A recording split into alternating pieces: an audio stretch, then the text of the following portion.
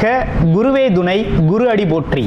நேயர்கள், ஜோதிட அன்பர்கள் அனைவருக்கும் அன்பான வணக்கங்கள். நான் உங்கள் வாழ்க வளமுடன் ஜோதிடர் ஸ்ரீ குரு சுந்தர வடிவேல். இப்போ பார்த்தீங்கன்னா 2025 செப்டம்பர் மாத பலாபலன்கள் ஒவ்வொரு ராசிக்கும் எப்படி இருக்கும், என்ன செய்யலாம், என்ன செய்யக்கூடாது, என்ன விதமான வழிபாடுகள் உகந்ததாக இருக்கும், நட்சத்திர பலன்கள் எப்படி இருக்குது அப்படிங்கிறதை பற்றி முழுமையாக நம்ம விரிவாக ஒவ்வொரு ராசிக்கும் நம்ம பார்க்க இருக்கிறோம். இந்த செப்டம்பர் மாதத்தோட நிறைய விஷயங்கள் நடக்க இருக்குது. அது என்ன அப்படின்னு பார்த்தீங்கன்னா, 4 கிரகங்களின் பெயர்ச்சி இருக்கக்கூடிய மாதம் அப்படின்னா அந்த செப்டம்பர் மாதம் தான். பார்த்தீங்கன்னா தொடர்ச்சியாக 13ஆம் தேதி செவ்வாய் பகவான் பயிற்சி ஆகிறார், செப்டம்பர் 13. செப்டம்பர் 14 அப்படிங்கிறது சுக்கிரன் பயிற்சி ஆகிறார். அடுத்து செப்டம்பர் 16 புதன் பகவான் பயிற்சி ஆகிறார். அடுத்து செப்டம்பர் 17 சூரியனும் பார்த்தீங்கன்னா அடுத்த ராசிக்கு பயணம் போகிறார். அப்போ இந்த காலகட்டத்தில் பல்வேறு விதமான மாற்றங்கள், கிரகத்தின் மாற்றம் எப்படி நடக்குது அப்படிங்கிறத பொறுத்து ஒவ்வொரு ராசிக்கும் பல்வேறு விதமான மாற்றங்களை, முன்னேற்றங்களையும் எதிர்பார்க்கக்கூடிய மாதமாக இந்த மாதம் அப்படிங்கிறது அமைஞ்சிருக்குது. எந்தெந்த ராசிக்கு எப்படி இருக்குது அப்படிங்கிறத விரிவாக தெளிவாக இப்போ நம்ம பார்க்கலாம். இப்போ உங்கள் ராசிக்கு எப்படி இருக்குது அப்படிங்கிறத பார்ப்போம். தனுசு ராசி, காலபுருஷனின் 9வது ராசியாக இருக்கக்கூடிய தனுசு ராசி அன்பர்களுக்கு, குரு பகவானின் ஆதிக்கம் நிறைந்த உங்களுக்கு இந்த காலகட்டம் செப்டம்பர் மாதம் எப்படி இருக்க போகுது? இலக்கை நோக்கி பயணிக்கக்கூடிய ஒரு அமைப்பு அப்படிங்கிறது உண்டு. உங்களுக்குன்னு ஒரு திட்டம் இருக்கும், உங்களுக்குன்னு ஒரு நோக்கம் இருக்கும், உங்களுக்குன்னு ஒரு லட்சியம் இருக்கும். அதை நோக்கிய பயணம் அப்படிங்கிறது, அது சார்ந்த பயணத்தில் ஈடுபடக்கூடிய ஒரு அமைப்பு அப்படிங்கிறது உண்டு. பிறருக்காக தன்னை மாற்றிக்கொள்ளாதவர்கள், அது மட்டும் இல்லாமல் தனக்கென ஒரு வழியை உருவாக்கி அந்த வழியில் பயணம் செய்யக்கூடிய ஒரு அமைப்பு அப்படிங்கிறது இருக்குது. எல்லோரையும் அரவணைத்து செல்லக்கூடிய பண்பு அப்படிங்கிறது உண்டு. தலைமைத்துவம் அப்படிங்கிறது உங்களுக்கு இயல்பாகவே இருக்கக்கூடிய ஒரு அமைப்பு. ஆனால் இப்படி இருந்தாலும் இந்த செப்டம்பர் மாதம் என்ன சொல்லுது இந்த கிரக மாற்றங்கள் அப்படின்னா, ராசிநாதன் ராசியை பார்த்து கொண்டிருக்கிறதுனால இந்த வருஷம் அப்படிங்கிறது உங்களுக்கு நல்லாவே இருக்குது. எவ்வளவு தடைகள், எவ்வளவு பிரச்சனைகள், எவ்வளவு சிக்கல்கள் வந்தாலும் எல்லாத்தையும் சமாளிக்கக்கூடிய ஆற்றலும், அதிலிருந்து முன்னேற்றத்தை காணக்கூடிய ஒரு விஷயமும் இந்த வருடம் அப்படிங்கிறதே சிறப்பாக இருக்குது. அடுத்து ராசிக்கு 4ஆம் இடத்துல அர்த்தாஷ்டம சனி பகவான் இருக்கிறார். கொஞ்சம் கவனமாக இருக்கணும். எதில் கவனமாக இருக்கணும்? வண்டி வாகன பயணங்கள் சார்ந்த விஷயத்தில் கவனமாக இருக்கணும். அம்மாவோட உடல் ஆரோக்கியத்தில் கூடுதல் கவனம் எடுத்துக்கணும். ரைட்டு. இடம், வீடு, பூமி, சொத்து இதெல்லாம் வாங்குறதெல்லாம் கொஞ்சம் பார்த்து கவனமாக வாங்கணும். அடுத்து பாருங்கள், வேறு என்ன விஷயங்கள் உங்களுக்கு இருக்குது? தொழில் அமைப்புகள் எப்படி இருக்குது அப்படின்னா, வருகின்ற பார்த்திங்கன்னா செப்டம்பர் 17ஆம் தேதிக்கு பிறகு, செப்டம்பர் 17ஆம் தேதிக்கு பிறகு தொழில் அப்படிங்கிறது ரொம்ப நல்லபடியாக கை கொடுக்கும். தொழில் வருமானம், தொழில் சார்ந்த முயற்சிகள், வேலை சார்ந்த விஷயங்கள் எல்லாமே ரொம்ப அற்புதமாக உங்களுக்கு செயல்படும். ஒன்றும் பயப்பட வேண்டாம். அதுலேயும் வியாபாரத்துறையில் இருக்கவங்களுக்கு நல்ல லாபம் கிடைக்கும். அது சார்ந்த முயற்சிகளில் இருக்கவங்களுக்கு சிறப்பாக வெற்றி அடைவீங்க. ஆமாம். அப்போ செப்டம்பர் மாதத்தின் பிற்பகுதியில் நல்ல முன்னேற்றம் இருக்குது உங்களுக்கு. அதுவரையும் கொஞ்சம் தடை தாமதங்கள் இருந்தாலும் அதற்கு பிறகு நல்ல முன்னேற்றம் இருக்குது. ஸோ நல்ல அருமையான சூழ்நிலைகள் உங்களுக்கு உருவாகிருக்குது. அரசு துறையில் வேலை பார்க்குறவங்க கொஞ்சம் கவனமாக இருக்கணும். ஏன்னா அரசு துறையில் வேலை பார்க்குறவங்களுக்கு இந்த காலகட்டத்தில் இடையூறுகள், ஏதாவது பேப்பர் டாக்குமெண்டேஷன் இஷ்யூஸ் வந்து வேலையில் இடைநிறுத்தம் அப்படிங்கிற ஒரு விஷயம்லாம் ஏற்படக்கூடிய அமைப்பு இருக்குது. கொஞ்சம் கவனமாக இருங்க. அதே போல் ஊழல் சார்ந்த விஷயங்கள், லஞ்சம் வாங்குறது, பண்ணுறது, இப்படிப்பட்ட விஷயங்கள்லாம் இந்த காலகட்டத்தில் கொஞ்சம் ஈடுபட்டாங்க அப்படின்னாக்க கொஞ்சம் அதுக்கான பனிஷ்மெண்ட்லாம் உடனுக்குடனே கிடைக்கக்கூடிய அமைப்பில் இந்த கிரகங்கள் இருக்குது, கிரக மாற்றங்கள் இருக்குது. ஏன்னா சூரியன் அப்படிங்கிறது அரசாங்க கிரகம். அரசு கிரகத்தோடு கேது தொடர்பு பெறுது, புதனும் தொடர்பு பெறுது. அப்போ புத்திசாலித்தனமாக உங்களோட விஷயங்கள்லாம் வெளிக்கொண்டு வந்துடுவாங்க. அப்போ என்ன நடக்கும் அப்படின்னா, இந்த அரசு துறையில் வேலை பார்க்குறவங்க, அரசியல் துறையில் இருக்கிறவங்க, இவங்களுக்கெல்லாம் கொஞ்சம் நெருக்கடிகளான காலகட்டமாக அந்த காலகட்டம் இருக்குது. அது எதுவரையும் இந்த நெருக்கடி இருக்கும் அப்படின்னா, ஆரம்ப காலகட்டத்தில் இருக்கும். அதாவது செப்டம்பர் 18ஆம் தேதி வரையுமே இந்த பிரச்சனை இருக்குது. அப்போ கூடுதல் கவனம் தேவைப்படுகிறது. உங்களோட வேலை, தொழில் மற்றும் பதவி சார்ந்த விஷயங்களில் கவனம் எடுத்துக்கணும். அப்புறம் வேறு என்ன விஷயங்கள் இருக்குது அப்படின்னா, இந்த காலகட்டத்தை பொறுத்த வகையில், உங்களை பொறுத்த வகையில் திருமண காரியங்கள், சுபகாரியங்கள்லாம் நடக்குமா, நடந்தேறுமா, வரன் கிடைக்குமா அப்படிங்கிறலாம் ஏற்பாடு முயற்சிகள் நடந்துக்கிட்டு இருக்குது. ஒன்றும் நடக்கலை அப்படிங்கிற மாதிரி ஒரு கன்ஃபியூஷன் இருக்கு இல்லையா, அதெல்லாம் சரியாயிடும். வரன் கிடைக்கும், வரன் தேடி வரக்கூடிய ஒரு அமைப்பு அப்படிங்கிறது இருக்குது.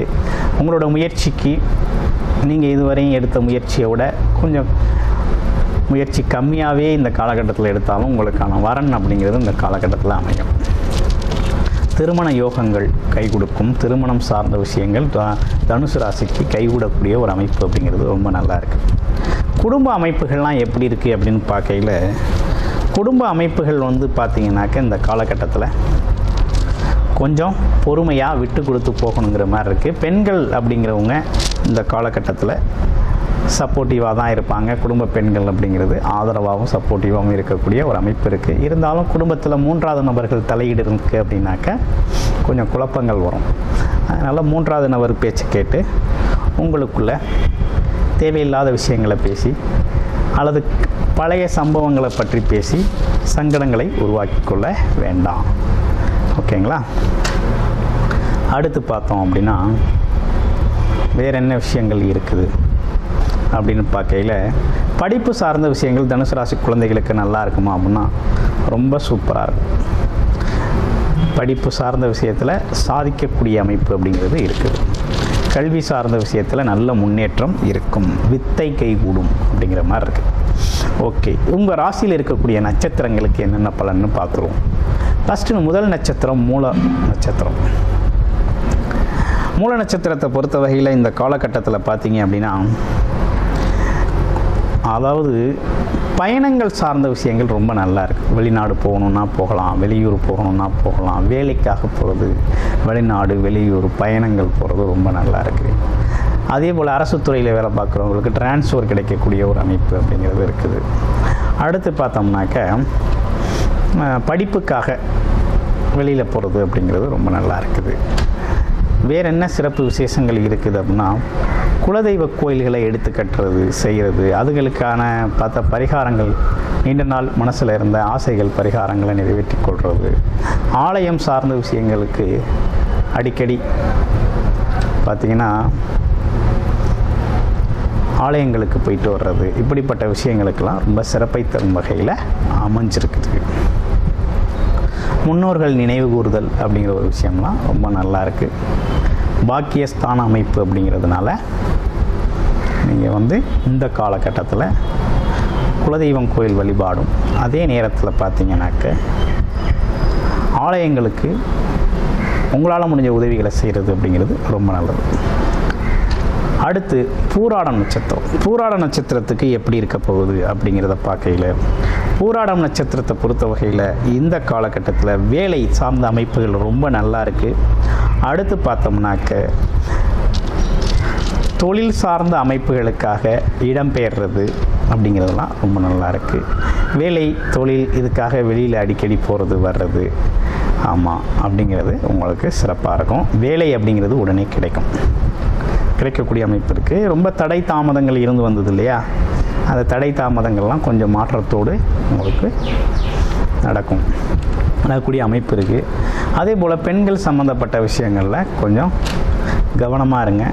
அது மட்டும் இல்லாமல் 2வது திருமணத்துக்கான ஏற்பாடுகள் நடக்குது அப்படின்னா திருமணம் கைகூடக்கூடிய ஒரு தன்மை இருக்குது. ஆசைகள், கனவுகள் அப்படிங்கிற ஒரு விஷயத்தில் கொஞ்சம் தடை தாமதத்தோடு நிறைவேறக்கூடிய ஒரு அமைப்புகள் இருக்குது. சின்ன சின்ன விஷயங்கள் நடக்காத மாதிரி ஒரு தோற்றத்தை உருவாக்கிட்டு பிறகு நடக்கக்கூடிய ஒரு அமைப்பு அப்படிங்கிறது உருவாகும். அடுத்து உத்திராடம் நட்சத்திரம்.